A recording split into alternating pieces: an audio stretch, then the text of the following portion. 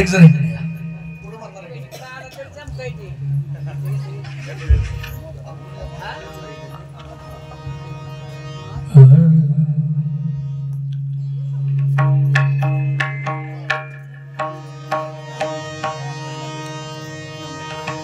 आपुल्या माहेरा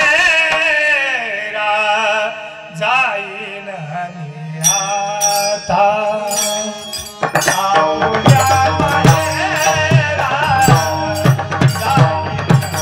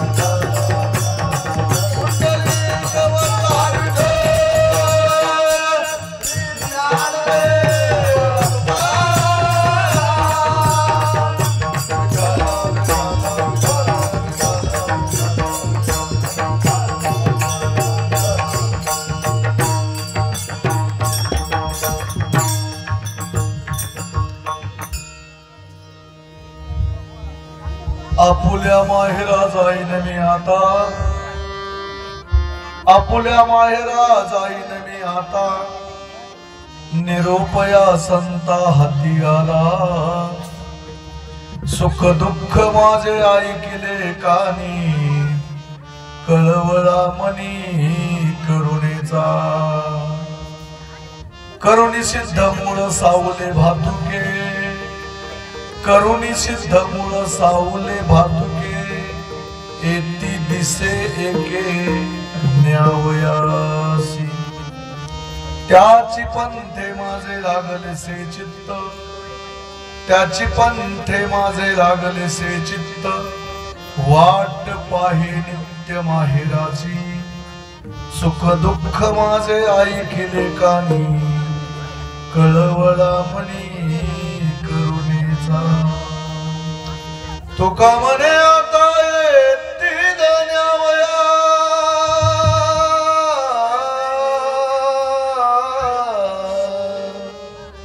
तुका म्हणे आता येतील न्यावया, अंगे आपुलिया मायवा, सुख दुःख माझे ऐकिले कानी, कळवळा मनी करुणेचा.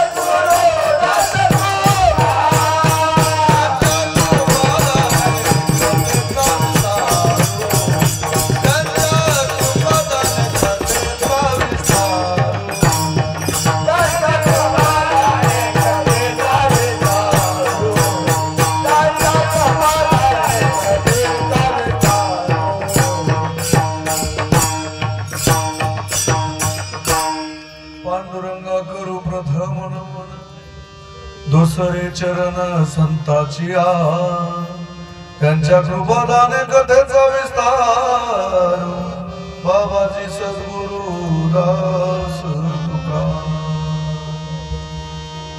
समचरण सर्वजम सांगणी लाभलाभम जगननिहितं पानिमण्डनं मण्डनं तरुण तुलसी माला कंदरम कंजनेत्रम सदयदवदासं विठ्ठलं चिन्तयामि महायोग पीठे तटे भीमरथ्यं वरं पुंडलिकाय धातु मुनीन्द्रं समागत्य तुष्टं तमानन्दकन्दं परब्रह्मलिङ्गं भजे पाण्डुरङ्गं नमो ज्ञानेश्वरा निवृत्ति उदारा सोपान देवा मुक्तबाई नमो त्रिभुवन पावनी आद्य त्रय जननी देवाची सेवेलागी सेवक झालो तुमच्या लागणीत चरणा सेवेलागी सेवक झालो तुमच्या लागणीत चरणा अहो स्वामी तुकया देवा अहो स्वामी तुकया देवा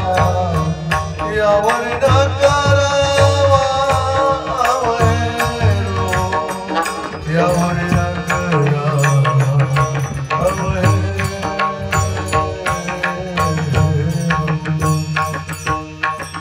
गुरुर्ब्रह्मा गुरुर्विष्णू गुरुर्देव महेश्वरा गुरु साक्षात परब्रह्म तस्मै श्री गुरुवे नमः ढाला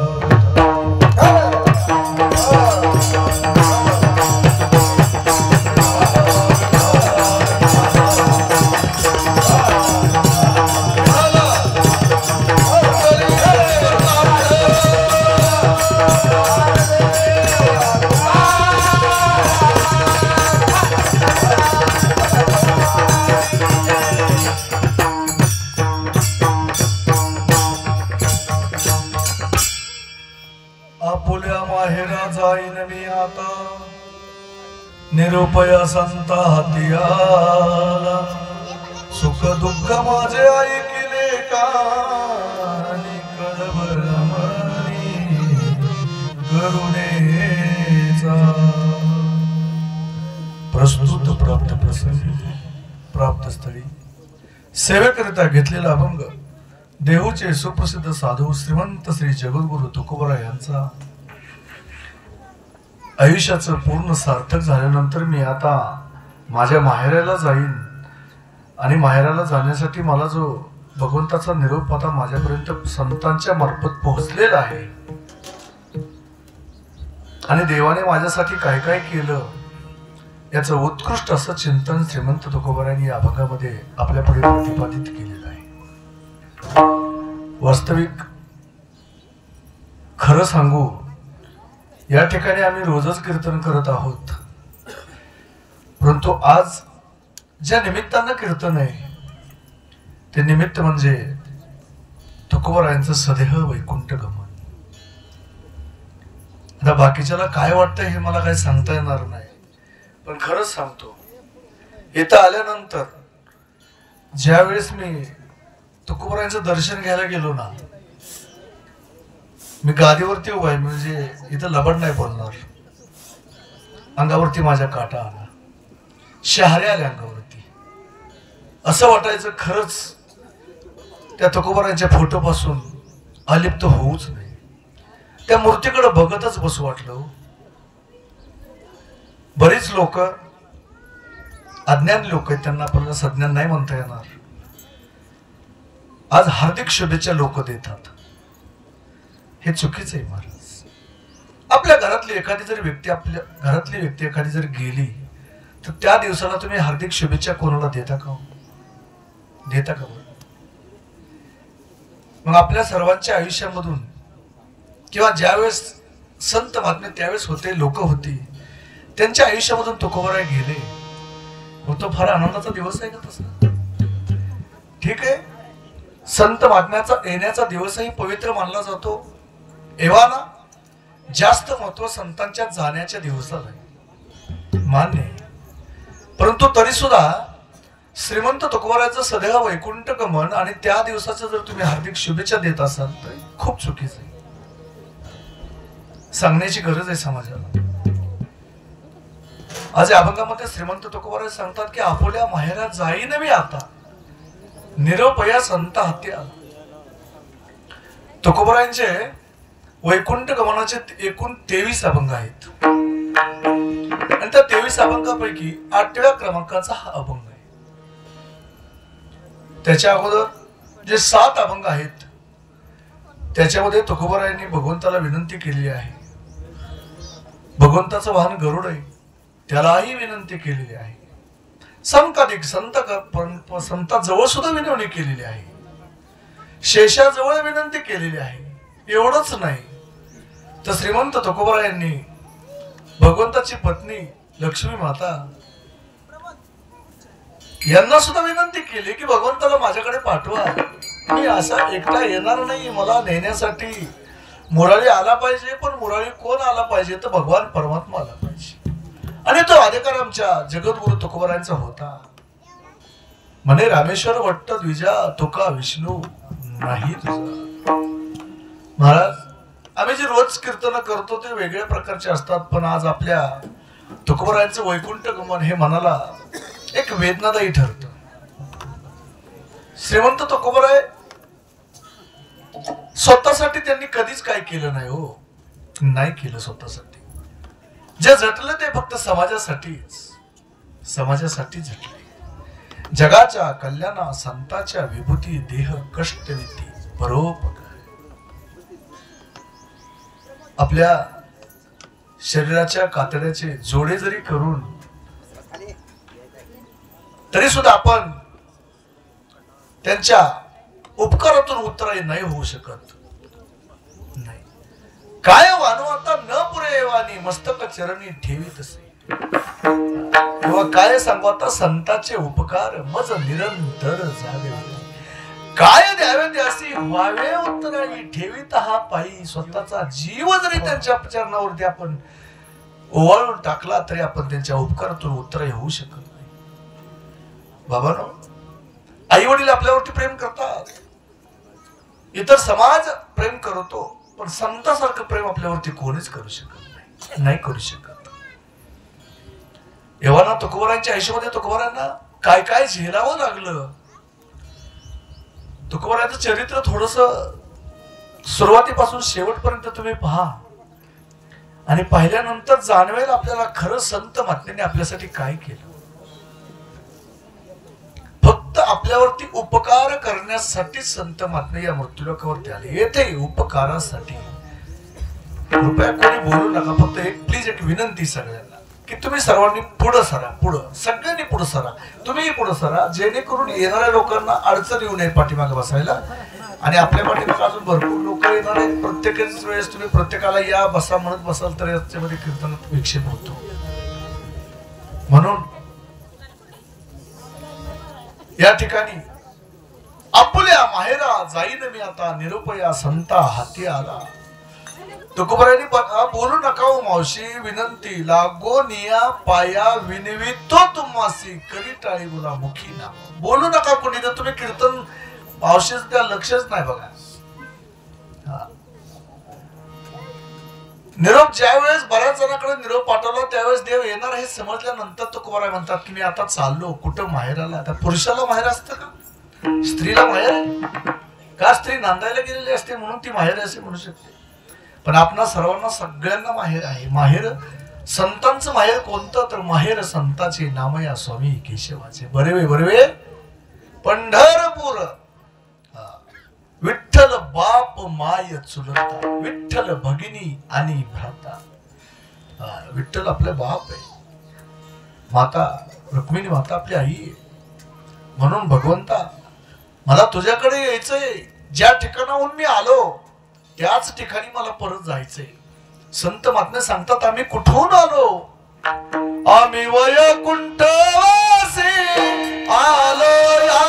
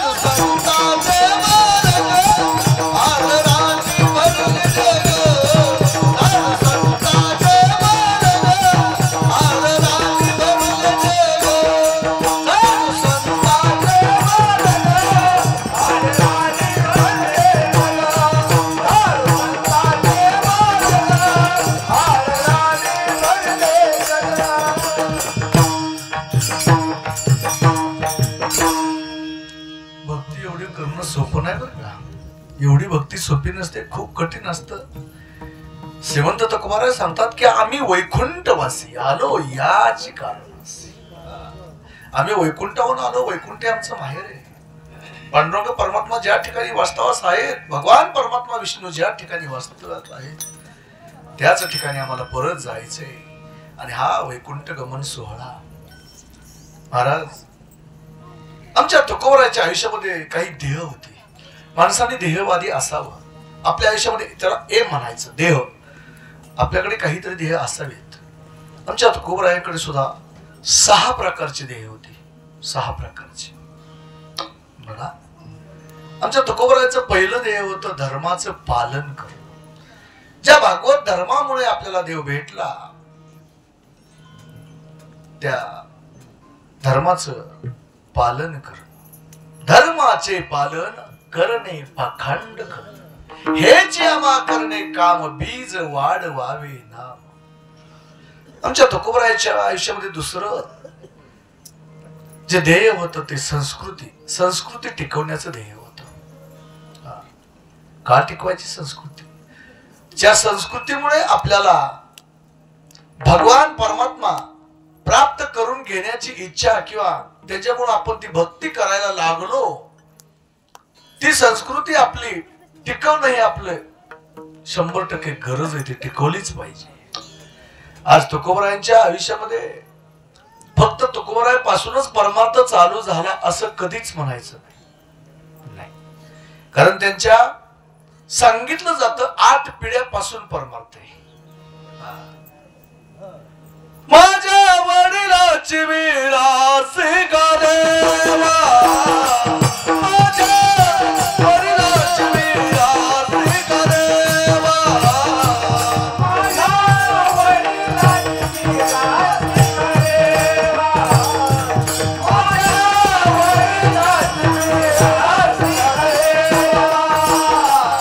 माझ्या वडिलाची विरासी का देवा, माझ्या वडिलाची विरासी का देवा,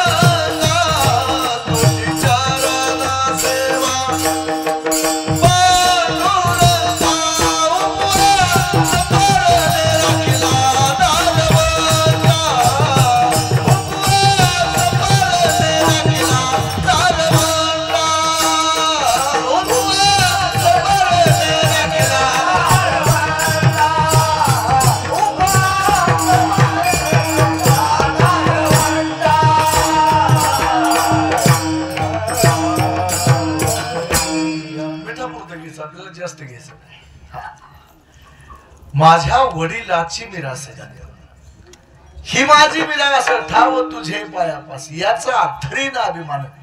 बघा,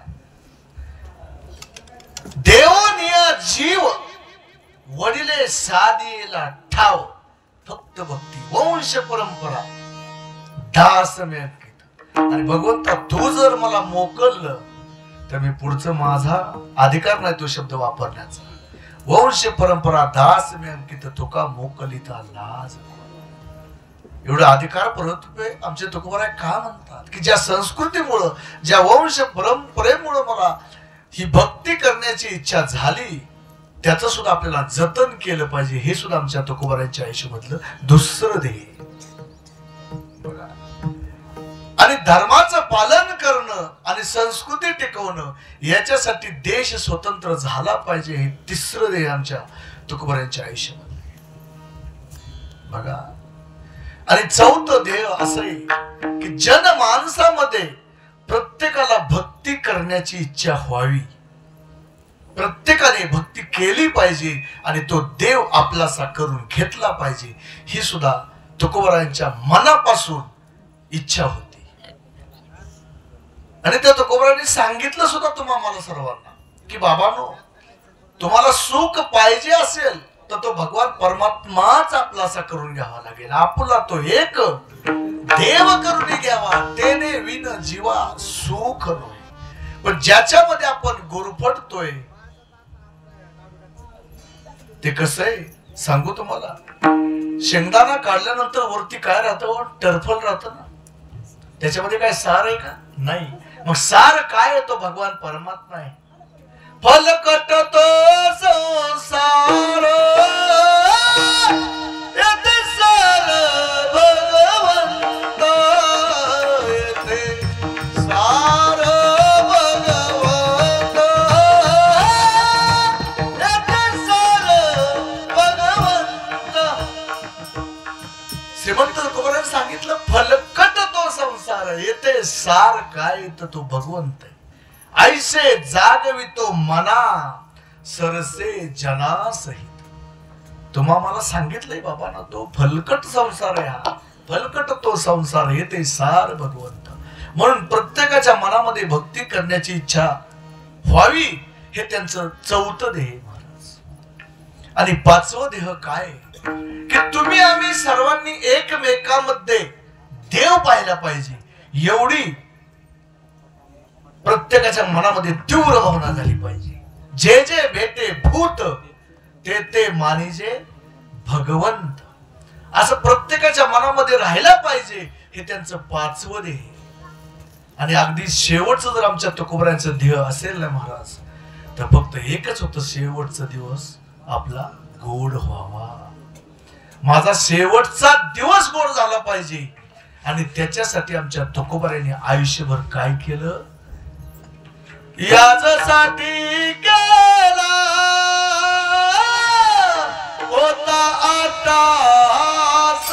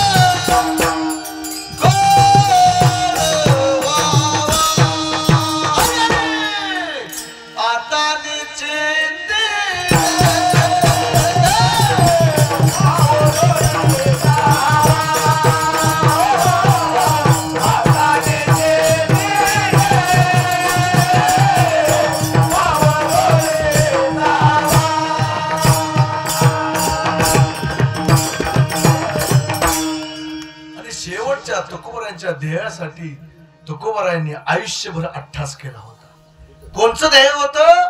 तर शेवटचा दिवस माझा गोड झाला पाहिजे. आणि आमच्या तुकोबारायांचा शेवटचा दिवस गोड झाला. शेवट तो भला माझा बहु गोड झाला. का गोड झाला? अंतकाळी त्यांना गुलाबजामुन खायला मिळाले. मग काय झालं? लाडू जिलेबी खायला मिळाली का? नाही हो. आलो निजाच्या माहेरा भेटी रखुमाईच्या. मी भगवान परमात्म्याकडे पोहोचलो आणि तो माझा शेवटचा दिवस गोड झाला. आणि त्याच्यासाठीच आमच्या तुकोबारायांनी आयुष्यभर अट्टास केला. बाबांनो, आज आपण इथं श्रीमंत तुकोबारायांच्या शिवाय इतर दुसरं काहीच बोलणार नाही. नाही काय बोलणार. आज आपल्याला या ठिकाणी तुकोबारायांचं वैकुंठ गमन सोहळा म्हणून तुकोबारायांबद्दलच बोलणं अनिवार्य आहे. तुकोबारायांचे मूळ पुरुष विश्वंभर बाबा आणि आमाई माता. आता त्याच्याही पाठीमागचं अस्तित्वामध्ये होतं, पण संत महात्म्यांनी आपल्याला इथपर्यंतच माहित करून दिले. पाठीमागचं आपल्याला काही माहित नाही. विश्वंभर बाबा आणि अमाई माता, एक दिवस विश्वंभर बाबांना त्यांच्या आईने सांगितलं की बाबा, आपल्या कुळामध्ये पंढरपूरची वारी होती आणि ती सुद्धा तू चालू कर. याचा अर्थ आपल्या कुळामध्ये पंढरपूरची वारी होती, याचाच अर्थ त्याच्या अगोदर पासून सुद्धा पंढरपूरची वारी चालू होती. पण आपल्याला फक्त माहिती विश्वंभर बाबा आणि अमाई माता. मग तेवढं सांगितल्यानंतर आमच्या विश्वंभर बाबांनी काय केलं, पंढरपूरची वारी चालू केली. कधी चालू केली तर कार्तिक वारी, तिथून सुरुवात. कार्तिक वारीपासून ज्येष्ठ वारीपर्यंत किती महिने होतात मोजा हातावरती? चला 8 महिने होतात. मग 8 महिन्यामध्ये 15 दिवसाला वारी केली विश्वंभर बाबांनी. आणि केल्यानंतर 16 वाऱ्या झाल्या आणि त्यांचं वय झालेलं होतं, ते थकले होते. आणि थकले असल्यामुळे त्यांना पंढरपूरला जाता येत नव्हतं. पण बाबांनो, तो भगवान परमात्मा सगळं जाणतो. चतुरातो शिरोमणी गुण लावण्याची खाली. त्यांना का समजत नाही का, आपला एक भक्त पंढरपूरला येतोय पण त्याला येता येत नाही. मग आपण काय केलं पाहिजे, तर आपण स्वतः तिकडे गेलं पाहिजे. कुर्मदासाकडे कोण गेलं होतं? भगवान परमात्मा कुर्मदासाला भेटायला गेले, लवळला गेले. का गेले? हातपाय नव्हते हो. अर्थ हाक मारले देवाला, देवा आता मी तुझ्या दर्शनाला पोहोचू शकत नाही वारीला. तर तो भगवान परमात्मा लवळला गेले ना. तसं ज्यावेळेस आमच्या विश्वंभर बाबाला देहूतून पंढरपूरला जाता येत नव्हतं, त्यावेळेस एक दिवस आमच्या विश्वंभर बाबाच्या स्वप्नामध्ये भगवान परमात्मा गेले आणि सांगितलं, तुम्ही आता पंढरपूरला येण्याची गरज नाही, नका येऊ पंढरपूरला. तुम्ही काय यायचं नाही, तर मी स्वतःच तुमच्याकडे येतोय. मी स्वतः तुमच्याकडे माझ्या पत्नी सहित येतोय, माता रुक्मिणी सहित. हा, त्या ठिकाणी आंब्याचं वन आहे, त्या आंब्याच्या वनामध्ये मी येतोय. पहा तुम्ही, उद्या मी तिथं आहे. आणि विश्वंभर बाबा सकाळी उठले आणि त्यांच्या लक्षात आलं आपल्याला स्वप्न पडलेले. गावात बऱ्याच लोकांना सांगितलं की भगवान परमात्मा माझ्या स्वप्नामध्ये आलेत आणि आपल्या आंब्याच्या वनामध्ये आहेत. पण हुडकायचं कसं, कुठं आहे ते कसं कळणार हो? मग चला जाऊया आपण म्हटलं तिथं, काहीतरी दृष्टांत होईल आपल्याला. आज विचार करा, भगवान परमात्मा आहे तो. मग भगवान परमात्मा कुठे हे संत महात्म्याला सांगावं लागत नाही.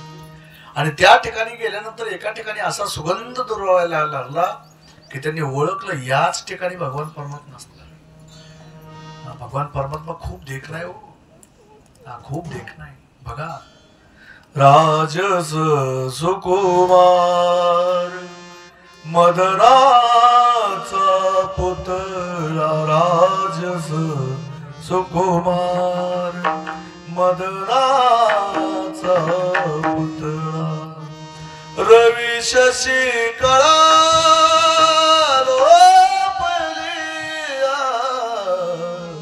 कस्तुरी मळ चंदनाची उटी.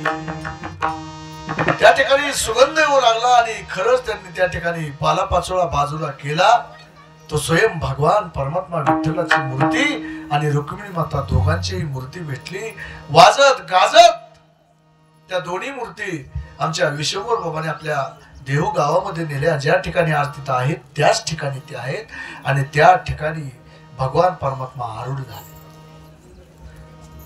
महाराज सांगतात, देव पांडुरंग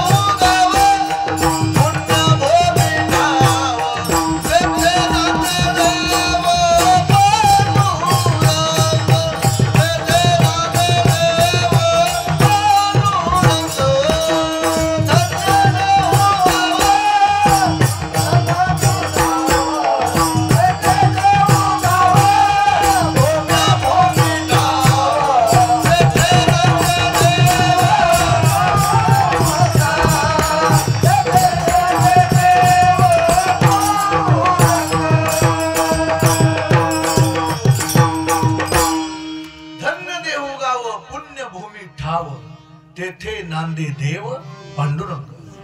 मग छोटस मंदिर बांधलं आणि ते रोज पूजा करू लागले. आणि पूजा करत करत करत करत शेवटी आमच्या विश्वंभर बाबाचं वय झालं आणि एक दिवस ते निवर्तले. बघा, पण त्यांना 2 मुलं होती. काय त्यांची नावं? हरी आणि मुकिंदा. आणि वडील निघून गेल्यानंतर खरं पाहिलं तर यांनी पूजापाठ वगैरे करायला पाहिजे होता. त्यांच्या शरीरामध्ये क्षात्र वृत्ती होती महाराज. सैन्यामध्ये भरती व्हायचं होतं त्यांना. एका राजाकडे गेले आणि राजाकडे गेल्यानंतर ते क्षात्र वस्तीने राहू लागले. आमाई मातेने सांगितलं, बाबांना आपला हा कुलाचार आहे पांडुरंग परमात्म्याची भक्ती करणं. पण त्यावेळेस त्यांनी ते ऐकलं नाही. आई माते, आपण असं करूया, आपण त्या राजाच्या पदी राहून क्षात्र वृत्तीने राहायचंय, आम्हाला सैन्यामध्ये आमचं नाव कमवायचंय. मग असं म्हटल्यानंतर शेवटी आईचं काही चाललं नाही. ठीक आहे. मग दोघांच्या दोन्ही पत्न्या आमाई माता आणि हरी आणि मुकिंदा एका राजाच्या पदरी राहू लागले. सैन्यामध्ये त्यांनी खूप नाव कमवलं. पण शेवटी एक दिवस त्यांनी एका ठिकाणी असं युद्ध खेळण्यासाठी जायचं होतं. आणि जाताना त्यांनी आमाई मातेला सांगितलं की आम्ही युद्ध करण्यासाठी चाललोय, लढायला चाललोय. कदाचित त्याच्यामध्ये जर आमचं काही कमी जास्त झालं तर परत तुम्ही देहूला जा. आणि योगायोग असा, ते गेल्यानंतर दोघांचंही देहावसान झालं. परंतु त्या ठिकाणी मुकिंदाची पत्नी आणि हरीच्या पत्नीने सती जाण्याचं ठरवलं. आणि सती जाण्याचं ठरवल्यानंतर आमाई मातेने सांगितलं, मुकिंदाच्या पत्नीला काही बोललं नाहीत, पण हरीच्या पत्नीला बोलल्या की तुझ्या पोटामध्ये बाळ आहे आणि तुला सती जाण्याचा अधिकार पोहोचत नाहीये, तुला राहावं लागेल. ठीक आहे. मग मुकिंदाची पत्नी सती गेली आणि आमच्या हरींच्या पत्नीचा मुलगा झाला. त्यांचं नाव काय ठेवलं? विठ्ठल. 8 पिढ्याचा आमच्या तुकोबरायांचा परमार्थ आहे, 8 पिढ्यांचा. आणि तो 8 पिढ्यांचा परमार्थ कसा? तर विश्वंभर बाबा, नंतर हरी, विठ्ठल, पदाजी, शंकर, कान्हैया आणि 7वी पिढी म्हणजे बोलोबा. आणि बोलोबांच्या पत्नीचं नाव कनकाई माता, माता कनकाई. आणि बोलोबा आणि कनकाई यांचाही प्रपंच अगदी व्यवस्थित चाललेला होता महाराज. परंतु मुलबाळ नव्हतं. मग बोलोबा पंढरपूरची वारी करायची आणि पंढरपूरची वारी करत असताना त्यांच्या मनामध्ये एकच की भगवंताला काही मागायचं नाही. कारण जे, आणि खरंच सांगतो, भगवंताला कधीच काय मागायचं नाही. कधीच काय मागायचं नाही. का मागायचं नाही? अरे बाबांनो, भगवंताने जे आपल्याला दिलंय ना, ते कोणालाच दिलं नाही, ते आपल्याला दिलंय. स्वर्गातले आम्हाला इच्छा करतात की मृत्यूलोकावरती जन्म मिळावा. मिळतोय का त्यांना? मिळाला ना आपल्याला. मग अजून तुम्हाला काय द्यायचं देवाने? ज्याला चोच दिली त्याला चारा दिला. बघा, आज आपणच साठवत बसतोय. येता येता गाडीतनं उतरलो, बाबांची भेट झाली. बरोबर का नाही बाबा? चला, तुमचा विषय काढतो आता. निघालाच गाडीतनं उतरल्या बाबांनी मला एक अभंग म्हणून दाखवला आणि योगायोगाने तो अभंग निघालाच येतो. ज्याला चोच दिली त्याला चारा दिलाय प्रत्येकाला. असं कोण उपाशी राहिलंय का मृत्यू लोकात? नाही कोण राहत. पण आपण साठवतो. जे पक्ष्यांना कळतं ते आपल्याला कळत नाही की आपण नाही साठवलं पाहिजे. का? अरे देणारा तो भगवंत आहे आणि नेहणार आहे तो. देता देवविता, नेता नेवविता. येथे याची म्हणजे आपली काय सत्ता आहे? त्या पक्षाकडे थोडस पहा. पक्षी अंगणी उतरती, पक्षी अंगणी उतरती, ओ पक्षी अंगणी उतरती, पक्षी अंगणी उतरती, ओ पक्षी अंगणी उतरती, पक्षी अंगणी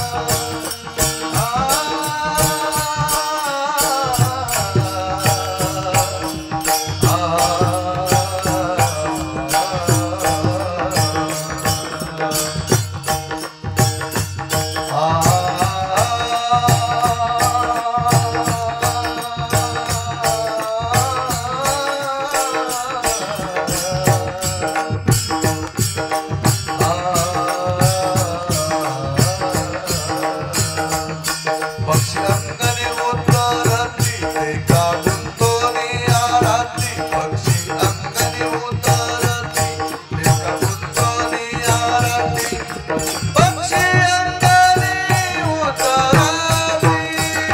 ते का गुंतोनी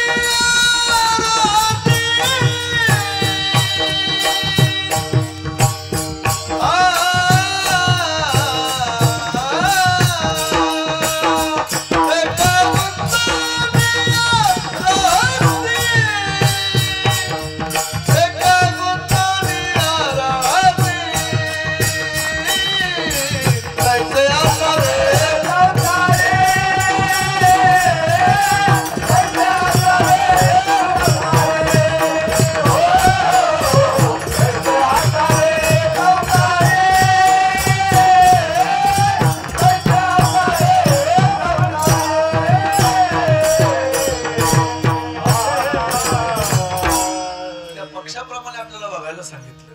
नात्राय सांगतात पक्षी अंगणी उतरती ते का गुंतोनिया राहती तैसे असावे संसारी जो वरी प्राप्त नाची दोरी.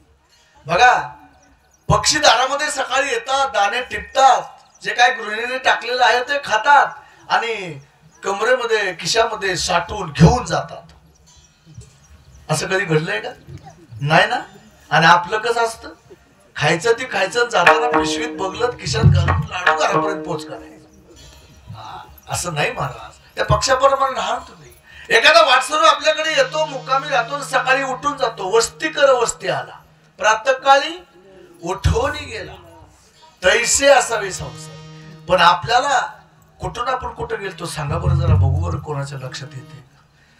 हे बाबांचा विषय निघाला, पण कुठून कशामुळे काढला बरं आपण? एवढं जर आमचं चित्त आणि लक्ष जर आमचं या परमार्थात राहिलं तर देव नाही का भेटायचा आम्हाला? आता इथं वयस्कर आजोबा कोण आहेत कोणाच ठोक, आता मला काय माहित नाही, पण एखाद्या वयस्कर आजोबाला विचारा फक्त बँकेत कुठल्या कुठल्या बँकेत किती किती पैसे आहेत. बाबा करेक्ट सांगणार. करेक्ट 12,332 रुपये 54 पैसे म्हणणार, वरची 54 पैसे सुद्धा सांगणार एका बँकेत. अशा 5-6 बँकेतले पैसे क्लिअर सांगणार, पण परमार्थातलं काही घेणं देणं नाही मला. याच्यासाठी तुम्ही आलाय का इथं? याच्यासाठी आपल्याला देवाने पाठवलं का? देवे दिला देह कशासाठी गोमटा?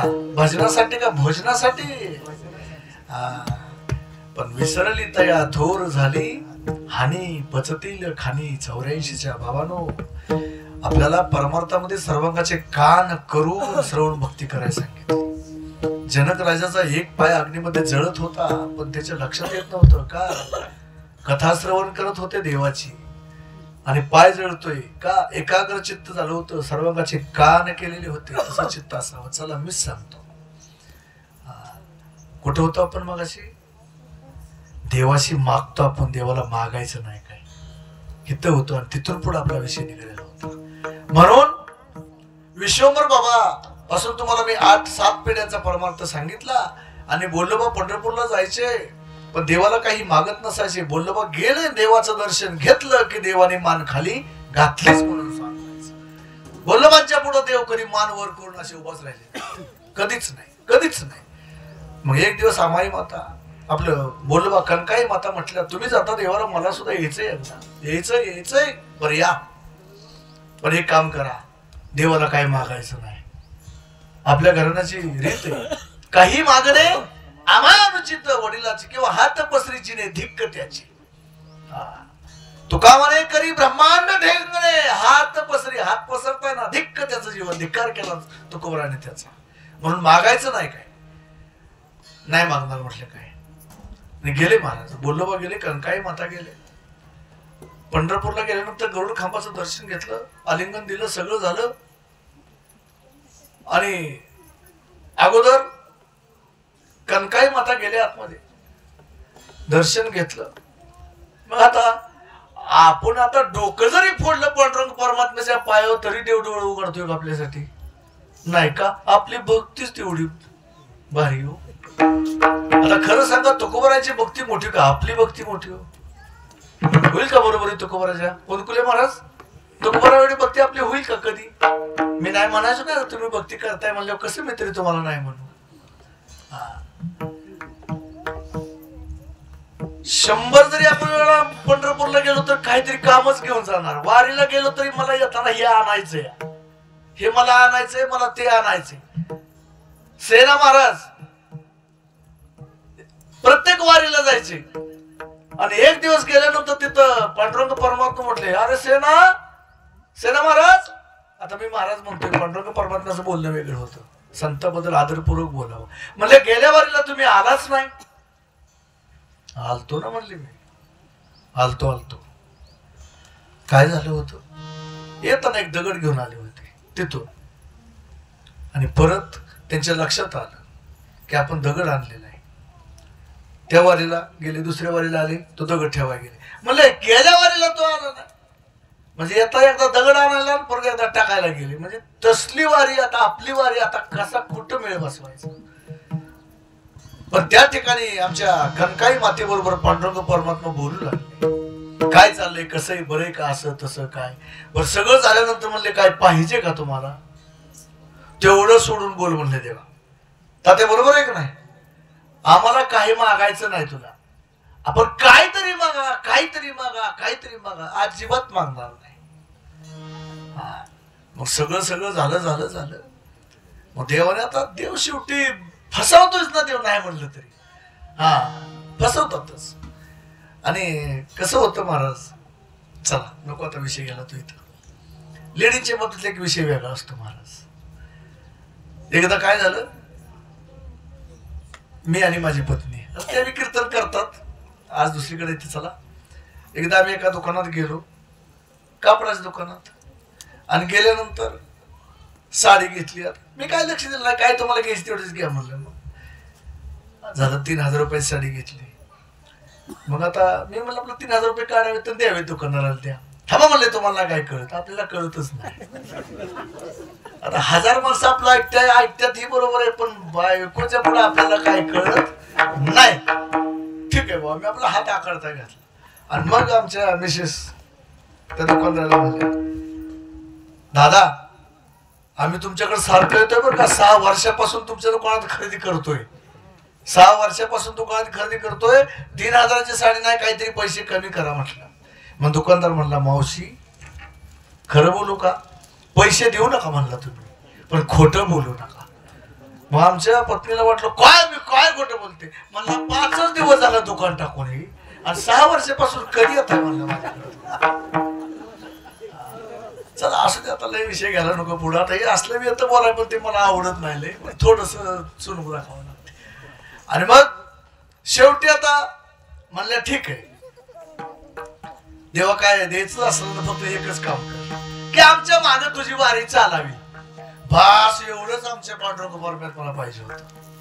खाट सिनेमांवर गेली आमच्या पांडुरंग परमात्म्या. आले बोललो बा तिथं, दर्शन घेतल्यानंतर बघतात तर देवाची मानवर.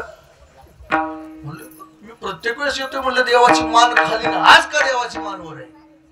मग पत्नीला बोलवलं, इकडे देवाला काय मागितलं का. हे तुम्ही सांगितलं होतं मला देवाला काय मागायचं नाही, तुम्ही सांगितलं होतं का नाही. मग मी तुमच्या शब्दाच्या पलीकडे आहे का. अजिबात अजिबात अजिबात नाही. काहीतरी मागितलं असेल, लवकर मेळ लागत नाही महाराज. पती पत्नीतला खेळ, पत्नी कधीच पत्नी लवकर मेळ लागून देत. अजून एक तुम्हाला जोक सांगतो, चला जाऊ दे. एकदा काय झालं, एक 2000 शर्ट मी घेतला आणि घरी गेलो. माझ्यावर घेतो, दुसऱ्यावर नको. ती बोला कशाला बिनकाम दुसऱ्याचं.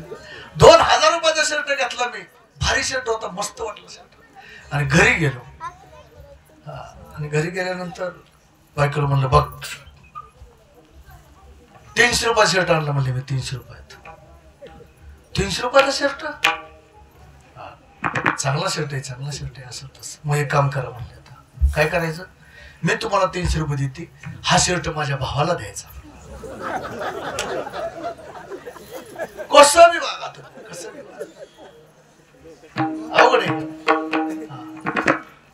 आणि मग असंच झालं. परत एकदा बहिणीला साडी मला द्यायची होती, मला साडी बहिणीला द्यायची होती, म्हणून मी 2000ची साडी घेतली.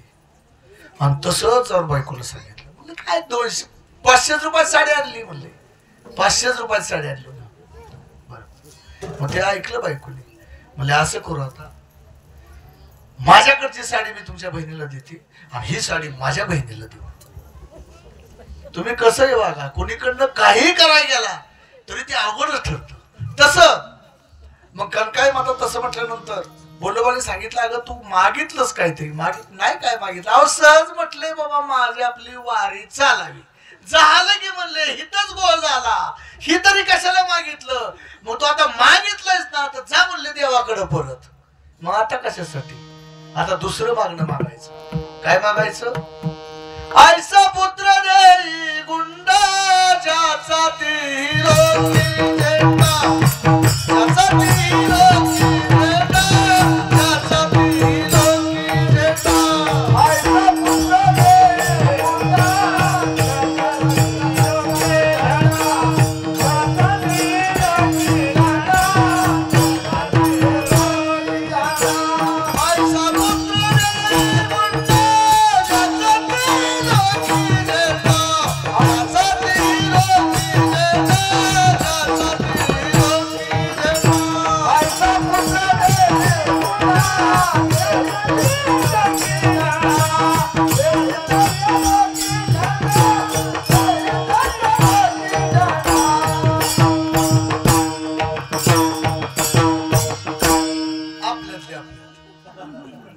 आपल्यातले आपल्या सगळं वाजलं भिजलं, जिथले तिथं सगळं झालं. पण तुमचं तुम्हाला कळतंय, माझी मला कळतंय. हा असं नाही, यांना काय तर लक्षात येईल त्याच्या येईल. नाही आलं नाही आलं. हा काय मागितलं? आयसा पुत्र दे गुंडा ज्याचा ती लोकी झेंडा. बाबा असा मुलगा दे की त्याचा तिन्ही लोकात झेंडा लागेल असा. ठीक आहे. आणि मग अनुक्रमे आमच्या बोल्लोबांना 3 मुलं झाली. थोरले सावजी, 2 नंबरचे तुकोबाराय आणि 3 नंबरचे कान्होबा. आणि खूप आनंद झाला महाराज, खूप आनंद झाला. बोल्लोबा चांगला व्यापार करायचे, व्यवस्थित सगळं चाललेलं होतं. आणि शेवटी आता थकले. आणि थकल्यानंतर असं वाटतंच की आपल्या मुलांची लग्न बिग्न सगळी झाली पाहिजेत. मग योगायोगाने आता सावजींचं लग्न झालेलं होतं. आणि मग आता तुकोबारायचं लग्न करायचं. मग लोहगावचे मोझे, त्यांची रुक्मिणी नावाची एक मुलगी, त्यांच्यावर आमच्या तुकोबारायांचं लग्न झालं. आणि लग्न झाल्यानंतर महाराज थोड्याच दिवसामध्ये आमच्या रुक्मिणी मातेला अस्थमा म्हणजे दमा याने घेरलं गेलं. आणि घेरल्यानंतर त्यांना खूप त्रास व्हायला लागला. खूप त्रास होत होता, खूप त्रास. कुठलं काम करता येत नव्हतं, काहीच करता येत नव्हतं. पण आता हे सगळं लक्षात येत होतं. आणि आमच्या कणकाई मातेला वाटलं की आता तुकोबाचा प्रपंच काही व्यवस्थित होणार नाही. मग आपण काय केलं पाहिजे? तर या रुक्मिणी मातेकडे सुद्धा पाहण्यासाठी काय ना आपल्याला तुकोबाचं लग्न दुसरं करावंच लागेल. आणि मग असं म्हटल्यानंतर तुकोबा, संत तुकोबाराय आपल्याला म्हणायचे नको, कारण तुकोबारायांना माहित होतं आता मी सांगून जाईल, फक्त तुम्ही ऐका. दुसरी बाईल न करावी भंड पजिती होईल, भुवाट वेशद्वारा जाईल बायकांच्या पानवट. किंवा एका पुरुषा दोघी नारी. आता पुढचं काय? आता काय माहिती का, आता इथे मी बसले, मला काय माहित नाही कोणाकोणाला 2 येतील कोणाला 3. बरोबर आहे ना? आता असतात कोणाकोणाला 2-2 पत्नी असतात. मग ते परत मला कीर्तनच होते म्हणते त्यांचा. म्हणून मी सगळं काय सांगत नाही. पण तुम्हाला सांगतो, 2 पत्नी असल्या ना घरामध्ये कलह चालू असतो. आता हे तर नाही बरं का, तिकडं असतो दुसरीकडे, तिकडे गेला इकडं, इकडे आल्यावर तिकडं सांगायचं. असं आपल्या हे करायचं नाही. एखाद्याचं डोकं लय दुखायला लागलं का नाही, तुम्हाला मी सांगतो, उदाहरण सांगतो. डोकं दुखायला लागलं एखाद्याचं तर काय करायचं? तर ज्याला 2 पत्नी आहेत का नाही, त्याच्या दारात जायचं आणि त्याच्या ओंबऱ्याला जाऊन आपलं डोकं कपाळ घासायचं. आपलं डोकं दुखायचं राहतं आणि त्या पुरुषाचं डोक्याचं असतं, तर रोजच त्याचं डोकं दुखत असतं. त्यामुळे आपलं डोकं दुखायचं राहतं, त्याच्याकडे जातं. चला असू द्या. पण तुकोबाराय नाही म्हणायचे, नको म्हणायचे. पण शेवटी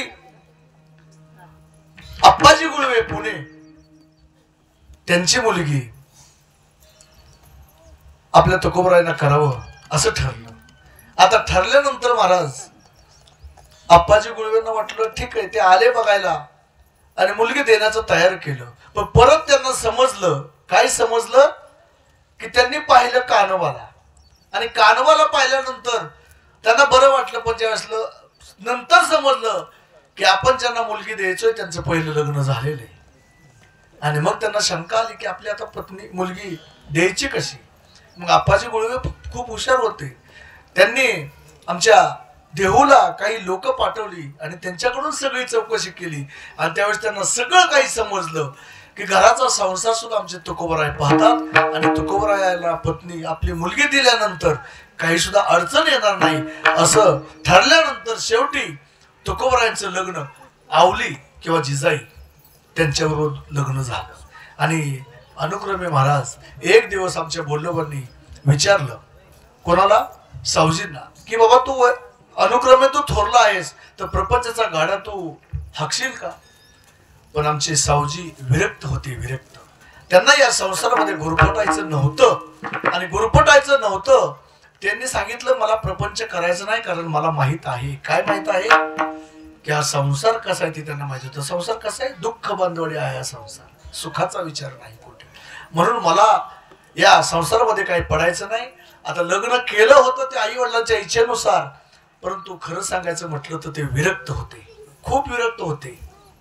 आता सगळं वर्णन मी एवढे एका कीर्तनामध्ये करू शकत नाही वेळेअभावी. आणि मग शेवटी तुकोबरायांकडे प्रपंचाचा गाडा येऊन पडला, आणि मग खरं सांगायचं म्हटलं तर तुकोबरायाने खूप चांगला प्रपंच केला बरं का. सुरुवातीला खूप चांगला प्रपंच केला, अगदी व्यवस्थित सगळं चाललेलं होतं. पण सगळं जरी व्यवस्थित चाललं तर देवाची आठवण कोणालाच येणार नाही महाराज. म्हणून आमच्या तुकोबरायांच्या आयुष्यामध्ये आघाताहून आघात एक एक व्हायला लागले, आघात चालू झाले. एक दिवस तुकोबराय भक्ती मार्गामध्ये तल्लीन व्हायला लागले, प्रपंचही करू लागले, आणि शिरूरची काही लोक तुकोबरायांचं कीर्तन ऐकायला आली होती महाराज.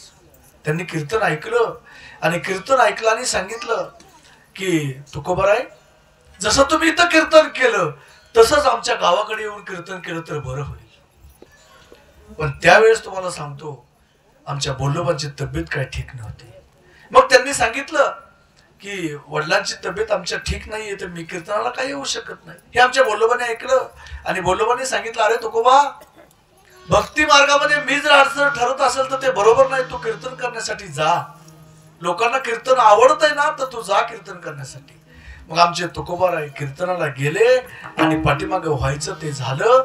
आमचे बोल्लोबा निवर्तले, आणि मग तुकोबरायांना आणायला काही लोक पाठवली, पण तुकोबराय सापडलेच नाहीत. आणि इकडं आमच्या बोल्लोबांचं सगळं उरकलं गेलं, आणि उरकल्यानंतर आमचे तुकोबराय आल्यानंतर शेवटी त्यांनी टाहो फोडला, आणि टाहो फोडल्यानंतर शेवटी किती जरी टाहो फोडला तर काळाच्या पडद्याआड गेलेली व्यक्ती माघारी परत येऊ शकत नाही हे त्यांनी जाणून घेतलं. पण बघा, ज्यावेळेस आमच्या तुकोबरायांना या प्रपंचातलं काहीच कळत नव्हतं, अगदी अज्ञानी होते आमचे तुकोबराय, आणि त्याच वेळेस त्यांच्या आयुष्यामधून त्यांचे वडील गेले. आणि याचं वर्णन आमच्या तुकोबरायांनी अतिशय सुंदर शब्दामध्ये केलेलं आहे. बाप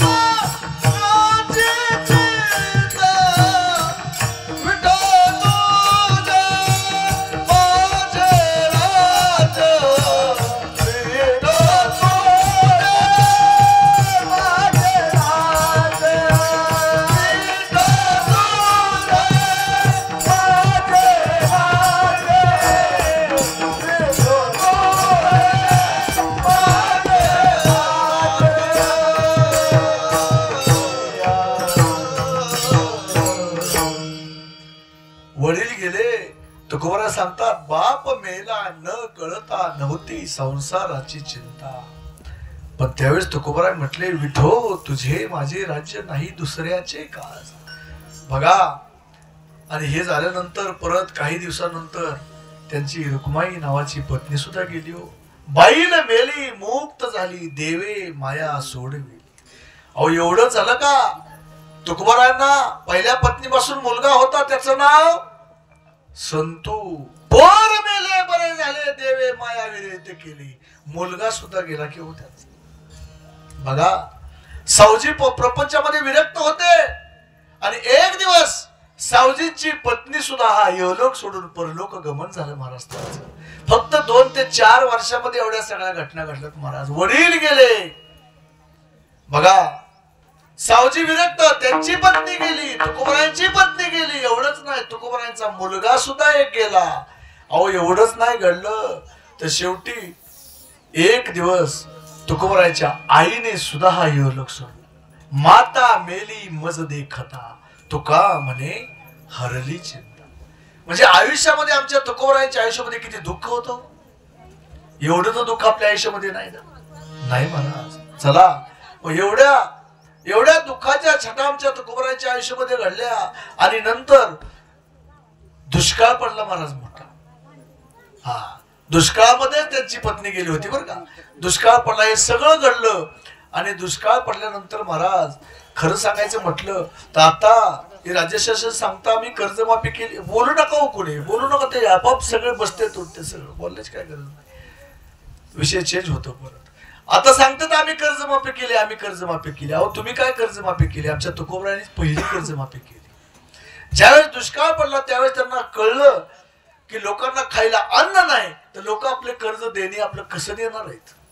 म्हणून त्यांनी तो कर्जाचा जो गट्टा होता तो घेतला आणि इंद्राणीच्या डोहात जाऊन बुडवणार. तेवढ्यात कान्होबाने सांगितलं की दादा, हे असं करू नको. ज्यावेळेस परिस्थिती चांगली होईल त्यावेळेस लोक आपल्याला देतील ना. तुकोबराय म्हटले, नकोच, आपल्याला याच्यामध्ये राहायचंच नाही. नको कोणाचं देणं घेणं, काही नको आपल्याला. पण शेवटी ते कान्होबाने अर्ध्या वह्या घेतल्या आणि तुकोबरायांनी ते बाकीच्या वह्या इंद्रायणीमध्ये बुडवून टाकल्या. त्यांनी कर्ज मुक्त केलं लोकांना. आणि असं झालं त्यांना. शेवटी त्यांना प्रपंचामध्ये असं वाटायला लागलं की आता करायचं तरी काय. काही केलं तरी आपल्याला सुख लागत नाही ना. चला आता भगवान परमात्म्याकडेच आपण जायचं. आणि एक दिवस आमचे तुकोबराय भामचंद्र डोंगरावरती गेले महाराज. तसे रोजच जायचे आणि आमच्या आवली माता स्वतः जेवण घेऊन पाठीमागे जायचे. आता तुकोबराय कोणीकडे जायचे हे त्यांना माहित नव्हतं. पण तुकोबराय गेले हे कसं ओळखायचं याचं एकच महाराज सांगून जाईल. ज्या वाटेने तुकोबराय गेलेत ना त्या वाटेची माती सुद्धा विठ्ठल विठ्ठल म्हणत होती. आणि ज्या ठिकाणी विठ्ठल विठ्ठल असा मातीतून आवाज येतोय ना त्या ठिकाणी जाऊन आमच्या आवली माता जेवण घेऊन जायच्या. पण एक दिवस आमचे तुकोबराय गेले, भामचंद्र डोंगरावरती गेले ना अनुष्ठान केलं महाराज तिथं. भगवान शंकराचं अनुष्ठान केलं. तुम्ही विष्णू अनाथ दीन रंकमी अनाथ कृपा कराल ते थोडी पाया पडिलो भराड. त्या ठिकाणी वृक्षवल्ली आम्हा सोयरी वनचरे आणि अनुष्ठानाला बसले आणि त्यांचं देहीचं विधेय बघून अशी अवस्था झाली आणि त्यांना समजलं नाही आपण देवाची भक्ती करत असताना किती दिवस या भामचंद्र डोंगरावरती थांबलोय. सांगून जाईल 15 दिवस आमचे तुकोबराय. कोण बोलतोय हो? 15 दिवस तुकोबराय तिथे भगवंताची पूजा अर्चा करत होते. आणि महाराज करत असताना इकडे आवली मातेने टाहो फोडला. ते गेले कुठं. आणि शेवटी कान्होबाला एक दिवस सांगितलं, कान्होबा तुम्ही जा आणि त्यांना कुठूनही हुडकून आणा. आणि कुठूनही हुडकून आणा म्हटल्यानंतर सगळीकडे हुडकायला लागले. पण ते हताश झाले, त्यांना तुकोबराय भेटत नव्हते. शेवटी एका ठिकाणी उभं राहिले त्या भामचंद्र डोंगराजवळ आणि एक मोळी घेऊन आलेला होता. आणि त्याला विचारलं, अरे आमचा दादा कुठं दिसला का रे? त्यावेळेस त्यांनी सांगितलं, तुकोबा त्या भामचंद्र डोंगराच्या एका गुहेमध्ये आहेत म्हणून सांगितलं. तिथं आवाज येतोय तुकोबांचा. आणि मग तो त्या ठिकाणी गेला.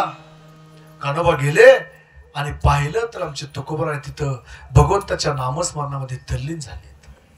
आणि तल्लीन झालेत असं म्हटल्यानंतर त्यांनी सावध केलं, अहो तुम्ही तर आलेला 15 दिवस झालं, पत्नीची तुमच्या म्हणजे आमच्या वहिनीची अवस्था काय झाली असेल तुम्ही डोळ्याने पाहिल्यासाठी चला. तुकोबराय सावध झाले, खरंच आपण 15 दिवस झाले इकडे आलोय. आणि मग गेले घरी आणि गेल्यानंतर आमच्या आवली मातेने टाहो फोडला की मला सोडून तुम्ही इतक्या दिवस का गेला. आता त्या दोघांचं बोलणं मी सगळं सांगत बसत नाही तर, पण शेवटी झालं दोघंही एकमेकाला सगळं ते बोलायचं ते बोलले आणि शेवटी म्हटलं आता मी स्वयंपाक करते आणि स्वयंपाक केला आणि जेवायला बसल्यानंतर खरं सांगतो महाराज त्यावेळेस तुकोबरायांनी स्वतःच्या हाताने आपल्या पत्नीला घास भरवला आणि भरवत असताना दोघांनाही एकमेकाला आग्रह करून घास भरवत होते आणि आवली मातेने विचारलं का हो तुम्ही कुठं गेला होता इतके दिवस.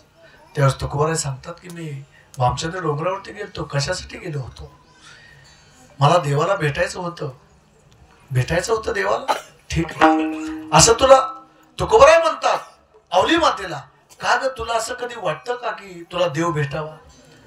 हो म्हणले मला वाटतं ना देव भेटावाच असं वाटतं. मग तू कधी त्याचा विचार केलास की देव कुठे जा पाहिला का कुठं देव. हो म्हणले मी रोजच देवाला बघते. कसं काय देवाला बघते रोज. अहो तुम्ही तर माझे देव आहात. 15 दिवसामध्ये तुकोबरायांना साक्षात्कार झाला की 15 दिवसामध्ये झाला साक्षात्कार.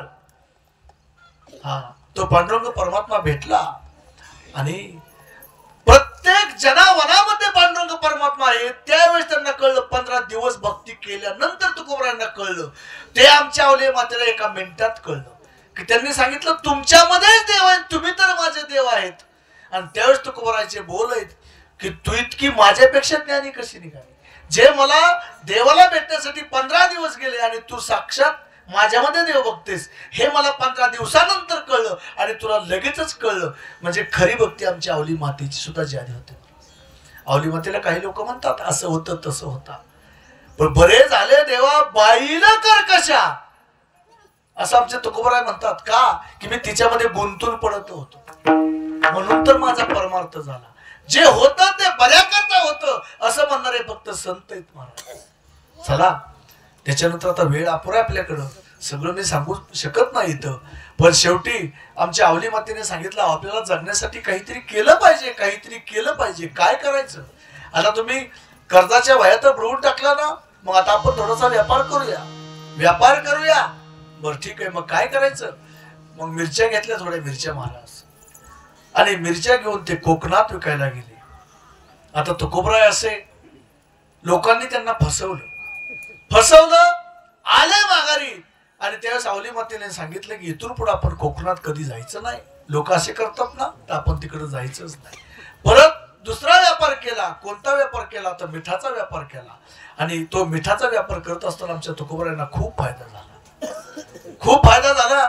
पण एका ठिकाणी ते माघारी फिरत असताना असंच एका ठिकाणी भजन चालू होतं आणि त्या भजनामध्ये आमचे तुकोबराय गेले. भजनही सगळं झालं आणि भजन झाल्यानंतर एक व्यक्ती आमच्या तुकोबरायांचा स्वभाव पाहून तुकोबरायाकडे गेली आणि तुकोबरायला सांगितलं की अहो मला माझी जमीन सोडवायची तर मला काही पैसे तुमच्याकडून मिळले तर बरं होईल. तुकोबरायांनी मागचा पुढचा विचार केला नाही, काही नाही. जेवढे होते तेवढे पैसे काढले आणि त्या गरीब माणसाला देऊन टाकले. आणि दिल्यानंतर आले तुकोबराय घरी. आवली मातेने विचारलं कसा झाला व्यापार. खूपच छान. अगं खूप पैसे मिळाले, चांगले पैसे मिळाले, खूप फायदा झाला. आवली मातेला आनंद वाटला. कुठेही पैसे असं म्हटल्यानंतर तुकोबरायाने आमच्या खरं सांगितलं.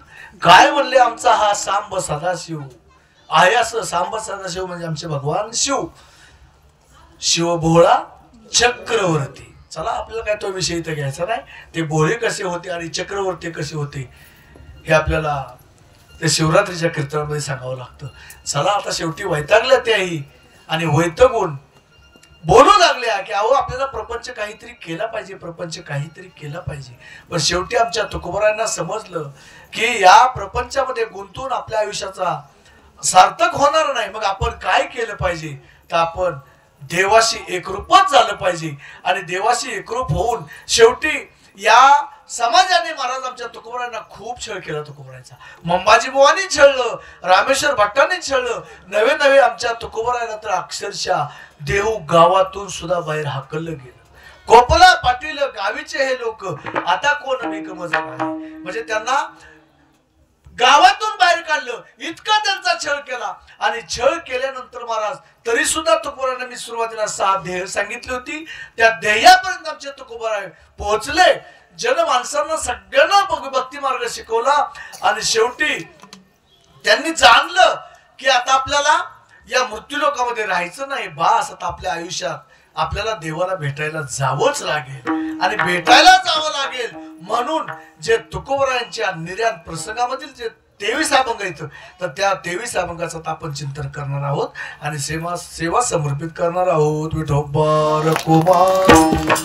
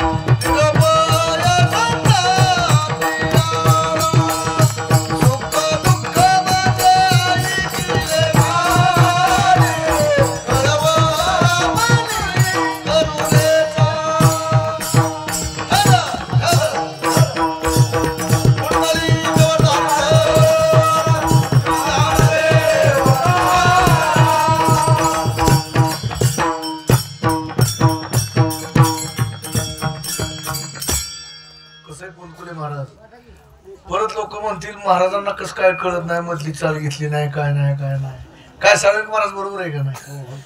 परत लोक म्हणतील मधली चाल राहिली. आता एवढे म्हणणारे लोक आहेत, सगळं आहे, असलं सुंदर पकवाजे आहे, पेटीवादक चांगले आहेत, साऊंड सिस्टीम वाल्याचं नाव काय माहित नाही. शिंगटे का? वा, एक नंबर आहे बरं का सिस्टीम. महाराज अशी सिस्टीम जर मिळाली ना तर मला वेळेचं भान राहत नाही बरं का. पहिली गोष्ट सांगतो, आता अशी सिस्टीम जर भेटली तर मला वाटत नाही 4 वाजेपर्यंत माझा घड्याळ 12च्या पुढे जाणार. मस्त सिस्टीम. जिथं इको पाहिजे तिथं तुम्ही इको देताय, जिथं बेस पाहिजे तिथं बेस देताय. इथं काय कमी हो, इथं एकच कमी, फक्त वेळ कमी. प्रत्येकाच्या आयुष्यामध्ये वेळ खूप कमी बरं का, खरंच खूप कमी वेळ. पण ते आपल्या लक्षात येत नाही. असो, वैकुंठ गमन सोहळा आपण थोडस नंतर 1 5 मिनिटानंतर करणार आहोत. आज या ठिकाणी मी ज्यावेळेस आलो आदरातिथ्य त्यांनी खूप चांगलं केलं महाराज. आणि हे कुठं घडतं? ज्या घरामध्ये संस्कार त्या पद्धतीचे आहेत ना महाराज, त्याच ठिकाणी घडतं बरं का. शुद्ध बीजापोटी फळे रसाळ गोमटी. आपण जर आंब्याचं झाड लावलं तर त्याला संत्री येतील का?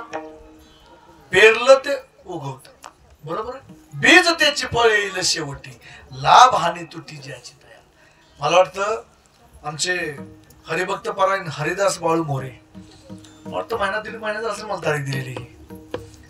त्याच वेळेस मला त्यांनी सांगितलं, महाराज तारीख घेताय पण तुम्हालाच यावं लागलं. पण मी त्यांना सांगितलं होतं की मी आज तारीख घेतल्यानंतर बदल कधीच करत नाही. काय मी महाराज आतापर्यंत कधी बदल केलाय का मी? एकाच ठिकाणी फक्त मला 10-12 कीर्तन सोडावं लागली, पण ते कधी अगदी मरूनच पडल्यावर. ज्यावेळेस मला अटॅक आला, मी आता त्या दिवशी माझं संध्याकाळी बार्शीला कीर्तन होतं, सकाळच्या कीर्तन झाल्यानंतर मला तिथे अटॅक आला. त्याच्यानंतर एक महिन्याची माझी कीर्तन मला ड्रॉप करावं लागली. पण मी तारीख घेतल्यानंतर कधीच बदल करत नाही. आज खरंच सांगतो मोरे महाराज, महाराज साळुंखे महाराजांचा फोन काल परवा झाला. काल मला फोन आला आमच्या खंडाळीचा. हा म्हणले महाराज किती वाजेपर्यंत पोहोचतात? म्हणलं कुठं? म्हणलं सेवा आहे तुमची. आता काय करायचं? मग शेवटी आता तारीख तर इकडची घेतलेली. 5 जागाच्या तारखा होत्या आजच्या 5 ठिकाणच्या तारखा होत्या. मग 4 जणांना सांगितलं काय सांगायचंय ती. आणि आता जे आपल्याकडं आज खरं सांगायचं, पक्वाचे कोण होते? दररोजचे होते का नाही? त्यांना मी सांगितलं की माझ्या जागेवर जाऊन तुम्ही तिकडे कीर्तन करा, मी पक्वाच्या दुसरा घेऊन येतो. आणि त्या पक्वाच्या ते कीर्तन करायचं आहेत, त्यांना त्या ठिकाणी पाठवलं आणि मी इकडे आलो. पण खरंच महाराज इथं आल्यानंतर खूपच आनंद वाटला बरं का. म्हणजे काय तिथे गेला दुःख जर असतं असं काही नाही. शेवटी सगळी माणसं आपलीच आहेत. हा परंतु त्यांनी आल्यानंतर जे आदरातिथ्य केलं ना, खूप चांगलं नाही. कुठं घडतं की त्यांनी त्यांच्या मुलांवरती केलेले संस्कार आहेत. पण नुसत्या मुलांवरती सुद्धा संस्कार केले असं म्हणता येणार नाही. त्यांच्या कोण सुना असतील, कोण मुली असतील, त्यांनी सुद्धा महाराज कशा प्रकारे आगत स्वागत करून केलं. खूप आनंद वाटला. या ठिकाणी महाराज आपण आपलं नाव कमवण्यासाठी वेगवेगळे उपक्रम करतो. आपल्याला कोणीतरी मोठं म्हणावं किंवा याच्यासाठी असं, आई बापांसाठी असं तसं. पण आज या ठिकाणी किती वर्ष झालं तुम्ही करता हे विजिट? सांगताच येणार नाही का. भाग्य आहे महाराज. भाग्य तरी नाही धन पुत्र दारा, निकट वास बरा संता पाय. काय म्हणजे किती परम भाग्य म्हणावं लागेल महाराज. हे त्यांनाच माहित नाही किती दिवस झालं बीज करतोय. म्हणून या ठिकाणी आमचे हरिभक्त परायण हरिदास बाळू मोरे किंवा भानुदास बाळू मोरे, श्री किसन बाळू मोरे आणि श्री विष्णू बाळू मोरे. आता बघा बरं का, त्यांच्या वडिलांनी त्यांच्या मुलांची नावं कशी ठेवलीत. नावामध्ये सुद्धा खूप असतं बरं का महाराज. खूप आहे नावामध्ये सुद्धा. आजा मेळंत मरणासे आला तोवरी स्मरला नाही, तुझं प्राण जाते वेळे म्हणे नारायण, त्यासाठी विमान पाठविले. आता खरं पाहिलं तर त्याने मुलाचं नाव घेतलं होतं नारायण नारायण. ते आता सगळं इथं सांगत बसत नाही. मुलाचं नाव, देवाचं सुद्धा नाव घेतलं नव्हतं, तरी देवाने त्यांच्यासाठी विमान पाठवलं होतं. आज त्यांच्या वडिलांनी म्हणजे वैकुंठवासी बाळू मोरे बरोबर ना, हा, त्यांनी त्यांच्या मुलाचे नाव हरिदास, सतत देवाचंच नाव येते ना.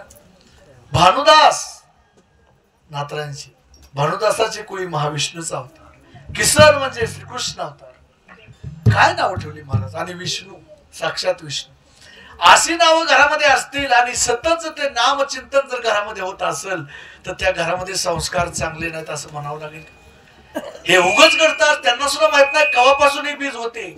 आणि तसं सांगायचं म्हटलं, त्यांची मुलं श्री दत्तात्रय हरिदास मोरे, श्री दिलीप हरिभाऊ मोरे आणि श्री रमेश हरिभाऊ मोरे, श्री हनुमंत विष्णू मोरे आणि श्री बापू विष्णू मोरे. या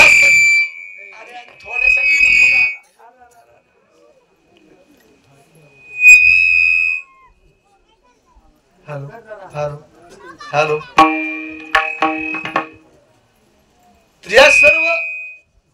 या सर्व कुटुंबाने किंवा सगळ्या मोरे परिवाराने इथं बीज साजरी करतायत ना, त्यांना जितके द्यावेत ना महाराज तेवढे धन्यवाद करतो.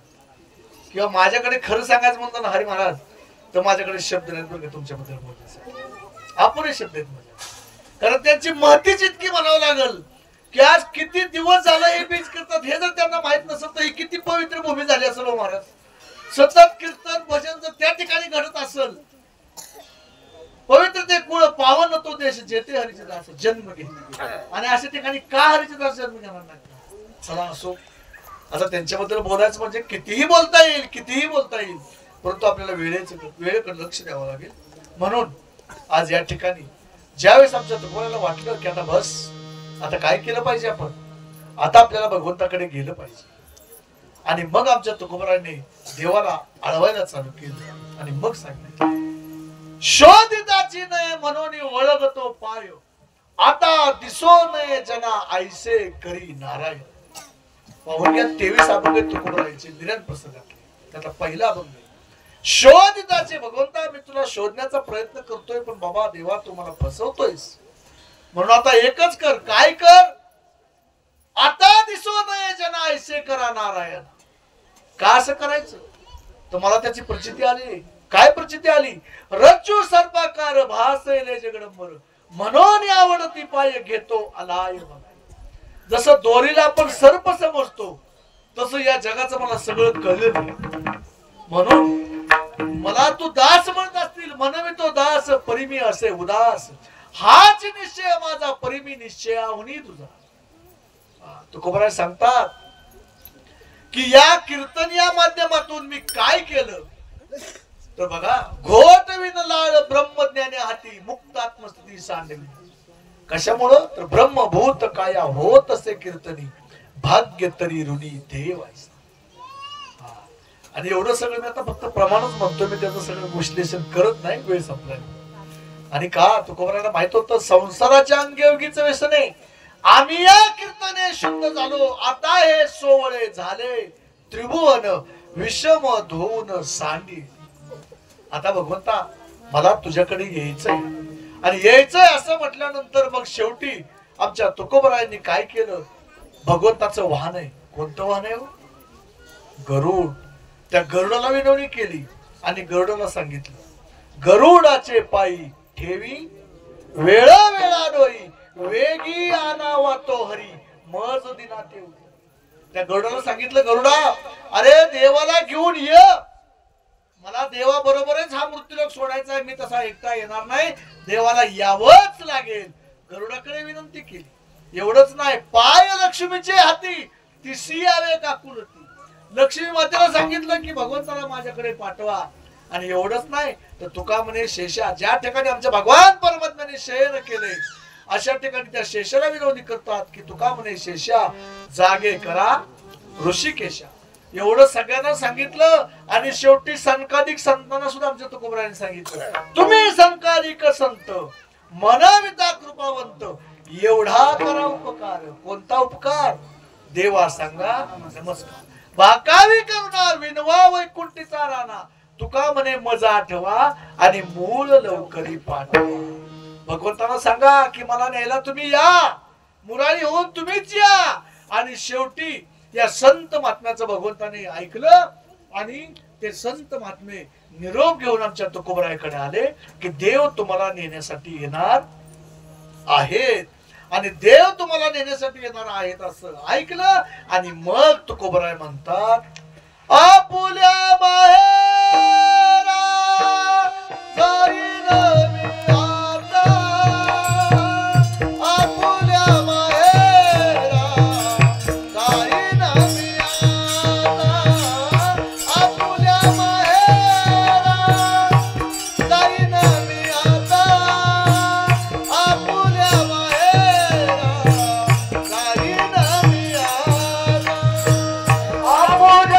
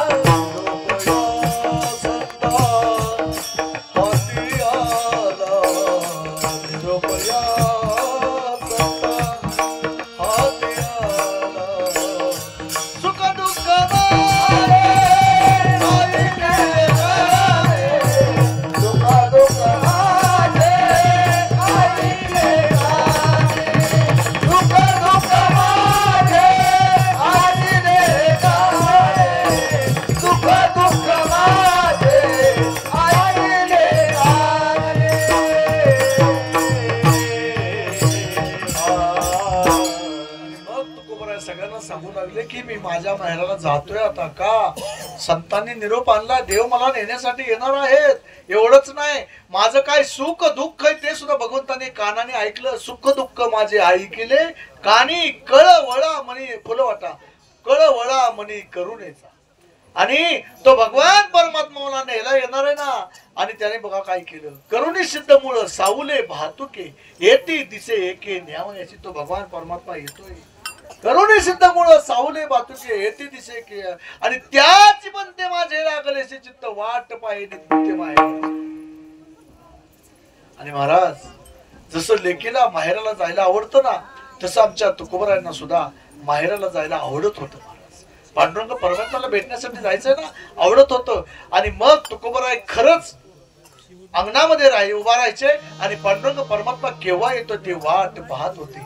आणि एक दिवस आमच्या तुकोबरायांना शकून व्हायला लागला. चिन्हे उमटती अंगती अंगणी शकून, बघा चिन्हे उमटती अंगी शकुना जोगी उत्तम आठवला बाप माये येईल काय. आणि शेवटी महाराज तो दिवस आला. तो दिवस म्हणजे कोणता होता? दशमीचा दिवस होता. भगवान परमात्मा आले. आल्यानंतर तो भगवान परमात्मा कशा पद्धतीने आला हो? बैल आले हरी शंख चक्र, बघा. आणि तो आल्यानंतर आमच्या तुकोबरायांना खूप आनंद झाला. आनंद झाल्यानंतर खरं पाहायला गेलं ना, तर आमच्या तुकोबरायांची परिस्थिती खूप मोठी नव्हती हो. बोलू नका, ते सगळं मनाने सगळ्याला सगळं द्या महाराज. बोलू नका, फक्त बोलू नका. आणि मग भगवान परमात्मा आल्यानंतर महाराज तुकोबरायांची परिस्थिती खूप मोठी होती पहिली, परंतु त्यांनी सगळं लोकांना माफ करून जेवढं काय होतं तेवढं सगळं महाराज आता सांगत नाही बसत त्या गोष्टी. परंतु ज्यावेळेस भगवान परमात्मा आले त्यावेळेस आमचे श्रीमंत तुकोबराय बोलतात की पाहुणे घराशी आजी आली ऋषिकेशी, काय करू उपचार कोप मोडकी दर, कन्या दर दर पाण्यामध्ये रांधी येल्या. काय होतं महाराज? मुठभर कन्या आणि हंडाभर पाणी. देवाला त्या कन्या खाताना अक्षरशः चतुर्भुज व्हावं लागलं. का? कन्या एका जागेवरती थांबत नव्हत्या. देव चतुर्भुज झाला. आणि तुकोबराय सांगता मुख शुद्धी तुळशी दळ तुका म्हणे मी भगवंता माझ्याकडे तुला देण्यासाठी काय नाही आहे तेवढं मी तुला देतोय. आणि त्या कन्या केल्या महाराजांनी त्या भगवंताने खाल्ल्या. आणि परत महाराज तुकोबरायांनी दशमीला आल्यानंतर मग एकादशीला थांबवलं, द्वादशीला थांबवलं, त्रयोदशीला थांबवलं. असं करत करत आजचा दिवस उजाडला. आणि आजचा दिवस उजाडल्यानंतर मग ते सगळ्यांना सांगतात की सकाळी माझी बोलवणे करा परतोनी घरा जावे तुम्ही, कर्म धर्म तुम्हा असावे कल्याण घ्या माझे वचन आशीर्वाद. आणि त्यावेळेस तुकोबराय सांगतात की बोलिलो आता पाळावे वचन ऐसे पुण्य कोण माझे गाठी, जातो आता आज्ञा घेऊन या स्वामी काळ क्षेपामी. न घडे यावरी न धरवे देर पीडिता हे राष्ट्र देखोन या, हाती धरून या देवे नेला तुका जेते नाही लोका पराश्रम. आणि एवढं सांगितल्यानंतर महाराज ज्या वेळेस आता विमानात बसायचं त्यावेळेस आमच्या आवली मातेला तुकोबरायांनी हाक मारली. अगं तू येतेस का? येतेस का? कुठं जायचंय? कुठं जायचंय? अगं आता आपल्याला वैकुंठाला जायचंय. वैकुंठाला जायचंय. हा तुमचं रोजच असतं. काय असतं? वैकुंठाला जायचंय. वैकुंठाला जायचंय. जा, मी काय येणार नाही. माझी ती म्हस आता मी आणली माझ्या बापाकडनं, ती यायला झाली. त्या म्हशीचं मला सगळं बघावं लागेल. तुमचं तुम्ही जा बी आणि परत म्हणतात या बी. म्हणजे त्यांना माहितच नव्हतं की तुकोबराय खरंच निरांग प्रसंग आहे त्यांचं किंवा ते परत येणार नाहीत. तुकोबराय परत आले 3 वेळा. तो इथं विषय मी घेत नाही. परंतु आवली मातेला त्यावेळेस समजलंच नाही की खरोखरच तुकोबराय चालले. आणि आवली माता तसे म्हणतात सगळी लोक जमलेली आहेत महाराज. आणि सगळी लोक जमल्यानंतर मग तुकोबराय आता सर्वांनी जागेवरती एकदा उभा आपण पुष्पवृष्टीच करू. आपण नंतर